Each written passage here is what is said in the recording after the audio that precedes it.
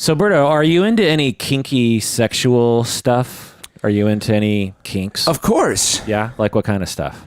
Well, let's see. First of all, I used to have a doctor fetish, like a female doctor fetish. Okay. You know, that one passed, but I used to be like, all right, I'm going to imagine I'm going to the doctor for a checkup. Yeah. And, you know, you have to take off all your clothes. And and I don't know if you remember this, like years ago, maybe 15 years ago, the protocols were different. Like I remember going and it's like, okay, take off all your clothes and put on this little flimsy thingy. Yeah. And it was like it barely covers anything at all. And it's like, but nowadays they've gotten a lot more conservative with their, but anyway, so I used to have that fetish.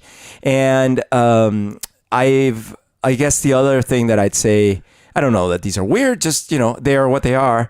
I certainly like thinking of massages. Like you're getting a massage or a spa treatment and something happens. Okay. Yeah. If I remember right, you also had a fetish related to this, which was essentially you being naked and the woman being... Oh yeah, CFNM, clothed female, naked male. Right. Yeah, it's like this position of vulnerability where you're in the swimming class and you forgot your trunks, but you know what? You have to swim.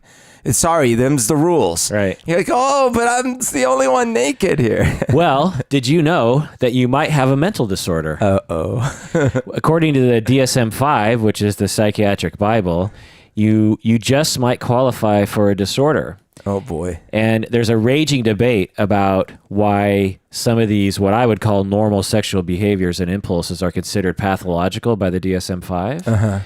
And the conservatives, shall we label them, are winning because they managed to include many normal behaviors in the DSM-5, which is just published in 2013. That is fascinating. That seems like a regression from the trend. Totally.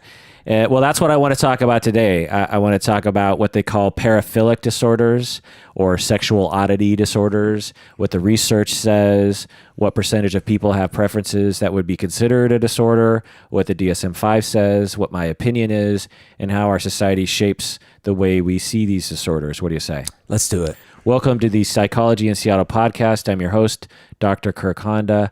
I'm a professor and a therapist. My name is Humberto Castañeda, and I sell Lays downtown.